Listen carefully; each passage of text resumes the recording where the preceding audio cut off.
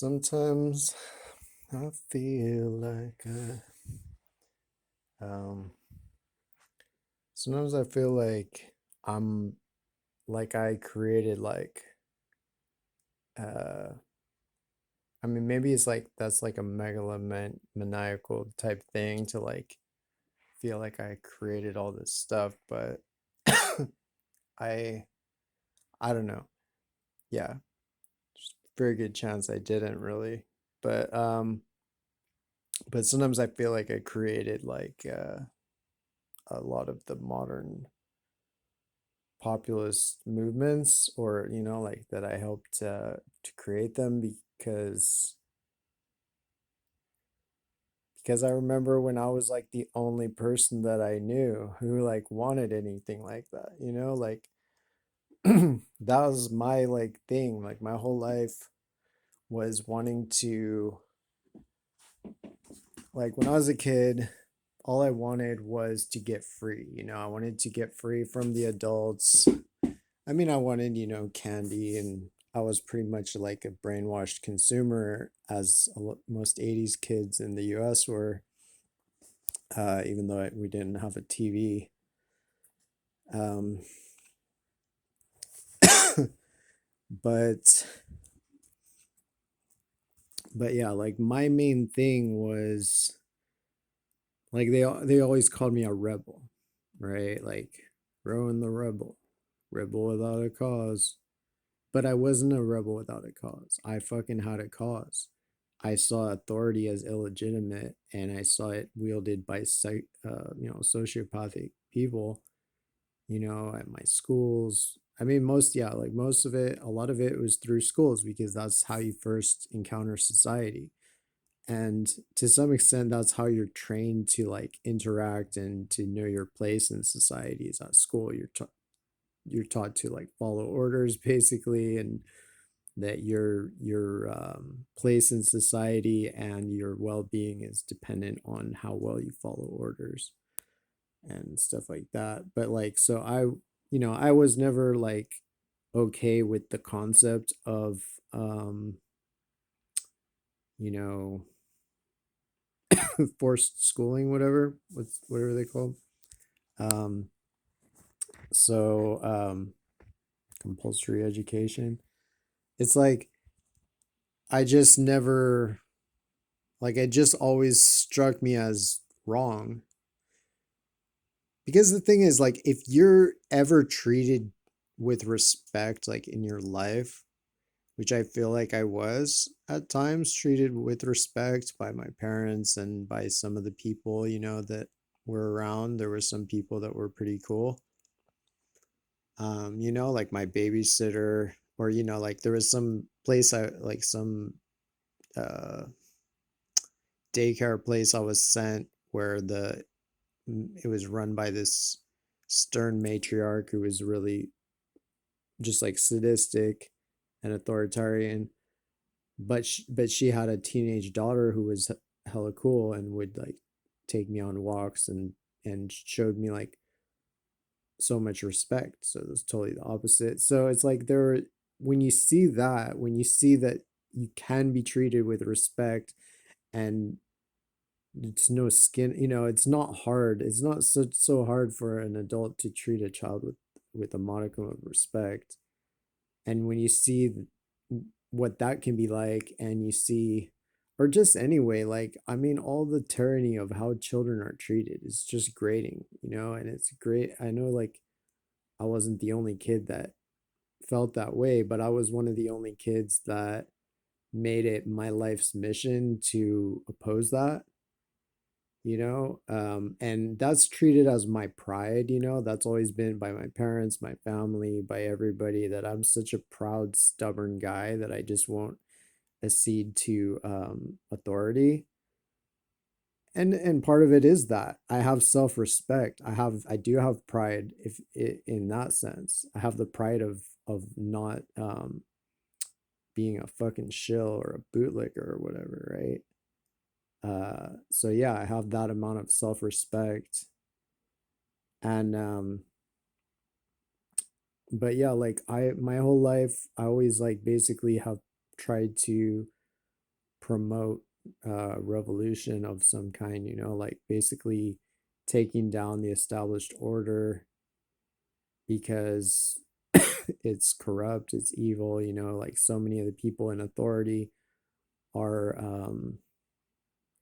sadistic or negligent or you know, I mean, they're all like a lot of them are the top people are obviously pedophiles and you know mass murderers, all that type of shit. That's who's on the top. So far from being a meritocracy, it's patently clear that to a very large extent, the top people, the people with the most power, have the most blood on their hands and are the most evil scum. And like for me, when I was a kid, you know, all I knew was that you know kids just want to have fun, kids just want to hang out and play with their toys, and then there's always some adult that comes in to be a cunt to us and be like, no, don't do that. And you know, like you just know, like kids are not completely like, you know, uh unaware that like they're so clear that so many adults are just spiteful fucks, you know, like and I mean it's not just to young kids, like there's a lot of people who just hate like younger generations. I think a lot of the people who were kind of boomers and older, a lot of them, especially in the suburbs and stuff, like a lot of them just kind of despised like especially when I got to be a certain age and like dress like hip hop clothes and I'm like 11, 12, or basically from then on until now, there's a certain type of person that just looks at me as like, who is that guy? Some young man, like creepy, you know, one of those. Like, there's a lot of just like unbridled hatred for younger people among a lot of older people. And yet they're still supposed to be given all this respect and deference as the fucking, you know, older generation. So I know, yeah, like, sorry, I don't have respect for ageism in either direction, you know, like against older people or, I mean, obviously, yeah, like older people have, uh, on average, committed more probably crimes in general in our society. Like the boomers are more corrupted and more, but they've had more time to commit more crimes. But overall, like age is not a reason itself to judge anybody. And or to even like look down on somebody or you know like the very fucking youngest, you know, like age is really not a good indicator of moral you know of morality or of intelligence, you know, it's just not. You can find, you know, a lot of people of any age, of every age, that are would be considered like unintelligent and then would be considered intelligent, you know, like all the child prodigies and shit. Um, you know, like I was kind of like the child prodigy type of thing. I was kind of going for that probably when I was a kid because I didn't realize that how little of a meritocracy it is, that there's really like unless you're really gonna shill, it's pretty hard to get anywhere. But you know, like I was like into, you know, I was tested for like advanced placement classes and stuff. And then ultimately I didn't actually make it, but I know that at least one of the questions that I supposedly got wrong, the question itself, like I didn't get it wrong. I just answered a different correct answer that they didn't somehow know. So, but I was kind of a nerd, you know, I was a rebel, but I was a nerd. And, but like, you know, as I was like very, you know, like it wasn't, I wasn't just like a rebel as like an emotional response. That was my belief system, you know, like just like I'm kind of like the person that everybody's supposed to be but isn't. Everybody pretends to be. Like I'm that guy who's like, you know, roots for the underdog and stuff. like a lot of people really don't root for the under, like a lot of times a lot of people fucking they root for the overdog, or they're just like, ah, that sucker just got cremated by the, like a lot of people don't really, they're not like I'm kind of like the that like I feel like movies, like for the amount of people who watch movies that are all about like thinking for yourself, being a rebel, not trusting authority, everything, and the people that actually believe that and think that way, like those of us who actually think that way, but then that's supposedly how everybody thinks, that is like, oh yeah, of course, but that's not really. That's only some of us who actually take it to heart, or just happen to already like think that way. So anyway, like when I was, I learned about my family's history because um, like my family were, my mom's family were, socialists, and they were like civil rights, activists.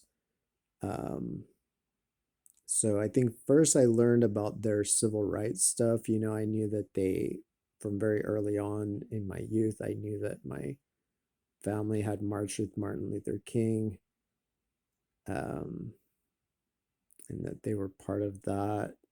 And then, when I was probably old enough to even know what it meant, I knew that they were part of the NAACP, and that they helped, in the desegregation and sit-ins and stuff in the Midwest. and that they were like,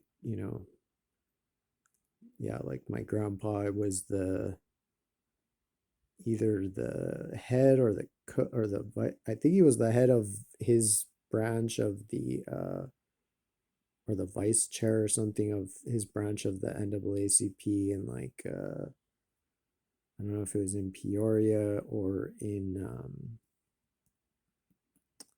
some other place in the Midwest. Anyway, so that, and that was pretty hardcore times. Like they had a time when they like, we were always told this story about how my mom's family went out to like with them, and or they were all going to meet this civil rights leader, a black civil rights leader in like Mississippi or Alabama or something, and they got and somehow I think maybe because they knew that he was meeting with my grandpa, um, the KKK came and like surrounded the house or something, and did, or they were like staking out the house and doing like I'm not sure. I think they did burned a cross on the lawn.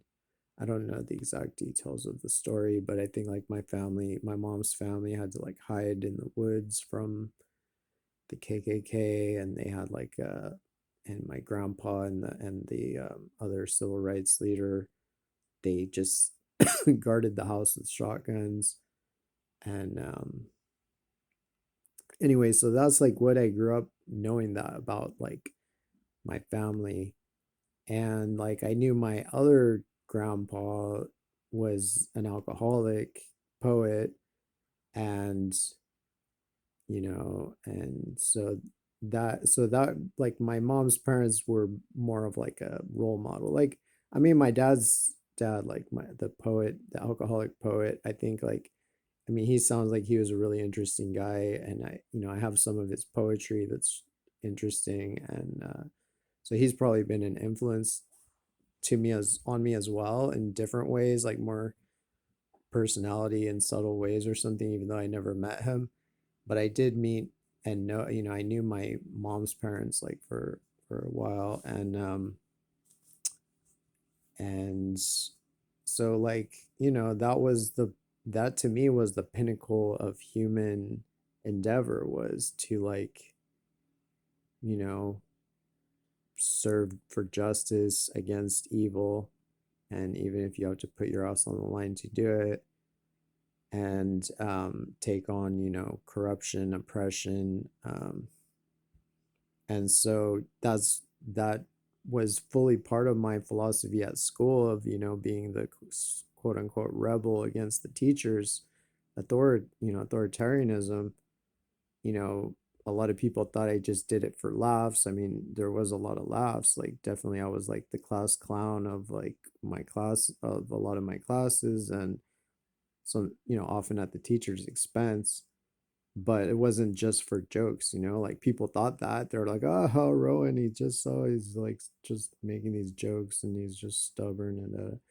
But no, like it wasn't about jokes, it wasn't about stubborn, it's just about like, that's what I'm about. I'm not trying to kiss somebody's ass just because they say they're my teacher, or just because they say they're a cop, or just because they say they're the president or something. No, it's not. I'm not that person that does that. And anyway, so like as soon as I started learning more about, and then I found out that they were socialists, and then ultimately I found out that he was at least a member of the Communist Party. Um, so then I started kind of probably getting more into, like, I think I was identifying myself as a socialist. I didn't even know exactly what these things meant. Um, I said that I think I had this belief that somehow I believe that communism, you might have to share everything, including your toothbrush. So I'm like, well, I'll just be socialist then, because that way we won't have to share our toothbrushes. It's like, because that's halfway. I'm like, okay. But basically, I am communist, yeah, libertarian. I mean, it's like, uh, yeah, these words, what do they even mean? I mean, communism in the sense of it meaning like everything has to be communal, everything, that there's no like individual thing. That's not really what Marx was saying, because he was like, he left room for individual, you know, action. But also like, how would that would couldn't even function, like, so there has to be community and liberty, and then you have to find the right balance and the right interplay. It's like what we have now is a mix of communism and liberty and tyranny. And the communism part is not the tyranny part. I mean, not really. Like, the communism part is the fact that we have parks and roads and, yeah, and firemen that, will serve you even if you're poor, and, stuff like that. Anything that the government does that helps you, even if you don't, you know, directly pay for it, um, is, you know, socialism. And to the extent that it involves shared resources, it's communist as well. So, so anyway, and as soon as I understood what revolution was, I was explicitly revolutionary. So probably like by the time I was like 12 or something, like I had heard about, I mean, like by the time I was 12, like I think when I was 11, I did a book report of about Malcolm X. And so, and he was pretty hardcore revolutionary and everything. And so I was definitely an admirer of everything he was about, especially at the end of his life. Um, and uh, so, yeah, I've been a revolutionary. I was environmentalist, like I didn't understand why people would allow the rainforest and all these redwoods and stuff to just be cut down just because some company claims that they have the right to do that. So, I was part of Earth First, and I did like activism and that type of stuff. Um, and, but I always was wanting to, like, I wanted something that actually would work, like an actual change that could actually work. So that means like not just relying on some kind of niche movement. Like, there's so many of these movements that they're not calculated to really succeed because um they're too esoteric, they're too clannish and like they're not really appealing to the broader public. And that's the problem with the left generally. I mean, that's the problem with a lot of things. And so I was always the guy who wanted to bring people into the left, like, I mean, that's a long tradition, I think, of trying to red pill people, trying to wake people up about corruption and bring them into like the resistance to corruption.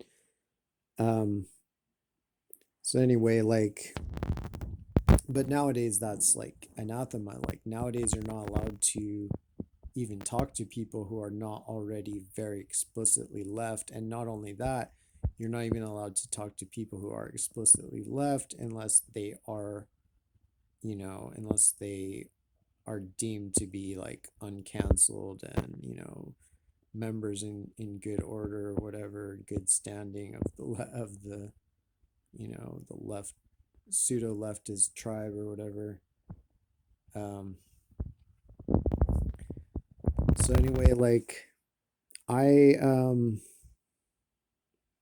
yeah, like I wanted to unite the libertarian left and the libertarian right because the libertarian right, in a way, it shouldn't like it doesn't. It's that's like not even a thing because like the whole basis of the left originally, the whole concept of the left is liberty. It's liberty and populism. That's the point. Liberty, equality, fraternity. Those were the watchwords of the left wing of the French Assembly that gave us the concept of leftism. So liberty was literally the first word, the first watchword of the movement of leftism. So like, people talk about liberals, like these shit lib Democrats, they're not liberal at all. Like they don't even respect the liberal tradition, honestly. They do not. They're right wing as fuck. They're the most right wing people on this earth at this time. And that's saying a lot because the Republicans are fucking right wing too, in general. But the Democrats are way worse, at least right now. Um, but yeah, like I basically viewed that, you know, the fact like I already knew the left was hella corrupted, from the day one, like from the 90s when I first like knew anything about politics. I knew that there was political correctness was destroying the left. I knew there was a lot of fake ass celebrity shit libs who pretended to be leftists but really were just like doing it for PR. Um, I mean, on some level, everybody knew that, but or a lot of people knew that.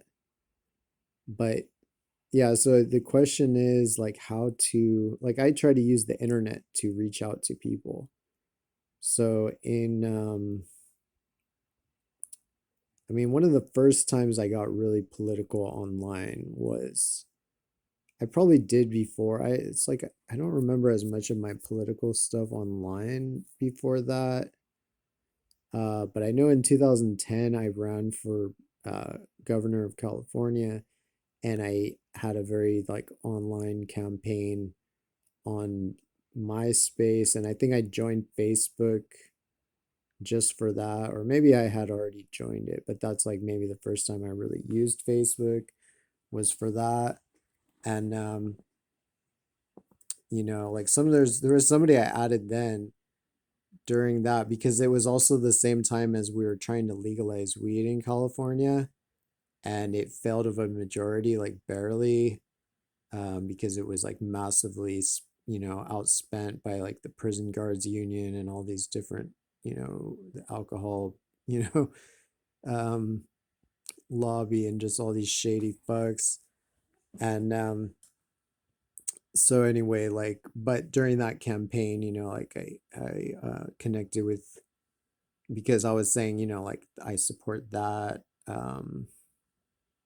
as a gubernatorial candidate. Like my campaign was just to be like a literal vessel of the people in a sense, like just to enact the public will as far as I could. Because I think in general, even though the public is pretty crazy and cucked and everything, they're still better than the politicians. So if you actually let the people decide, like democratically, each law, you would have much better laws usually. Um, yeah, I think definitely better than these fucking mouse murdering reptiles, pedo fucks. Um, so like um, so through that, I started branching out, and then Occupy, and also through through the Jordan Peterson, and just the kind of anti SJW movement, like that. I made a very, very explicit decision, as soon as I even heard about any of that, to to get involved in it. And again, it's not a tribe. Like leftism is not a tribe. Anti SJW is not a tribe to me. Like I'm not giving some endorsement to every left, every member of the a tribe. I'm just saying, like, these are movements whose time, it's a movement whose time has come, and it's a way that it's a pipeline. Unfortunately, there's a pipeline for a lot of stupid ass leftists who are like, oh look, leftism is bad, so now I'm gonna be a conservatard, you know. So fine, okay, do that if that's what you are gonna do, but like that's definitely not the point of it. Um, but I think there is a lot of uh, you know, verboten kind of solidarity that's gone on. I mean, there was like the alt leftist movement or something on Facebook and probably other platforms. And just in memes, like that was one of my plans. My idea, like, was to try to use memes. This would be in like 2014, or I'm not sure when this was, but I remember I was thinking, or no, maybe 2000. Yeah, I had the idea that memes would be a good way to combat the SJWs. This was before the word SJW, or I didn't, to combat these like Nazi pseudo leftist woke people, whatever. Um, that we could, because memes were something that were popular among everybody, including leftists, and they were not PC. Just traditionally, memes were not PC. They were crude and laughed at everybody. And so I thought, like, and so that way, like when the Bernie Sanders dank meme stash got going, like that was exactly what I was hoping for. And but then when Bernie was rigged out of it, some of that energy went into the kind of like MAGA 4chan meme stuff. And I stayed involved with that too, because it's still like part of the meme family, and a lot of it, a lot of their memes are totally legit because they're criticizing like hypocritical, like, pseudo leftists. So yeah, it's just interesting sometimes that now that this, like, the thing that was first, it was only me that, like, I had this, I mean, probably there was other people, but like of people I knew, there was mostly just me that had this idea to, like, have a real revolutionary populist movement across left and right, using like memes and using everything at our disposal to like spread information like 24/7. Like, this, like, when nobody else was thinking, or a lot of people were not thinking this, like 10 years ago, I was like, God, I fucking hope this could happen. And so yeah, it's a trip. But all right, I think it's cutting me off, about to cut me off, but yeah, take care, folks. Keep on trucking.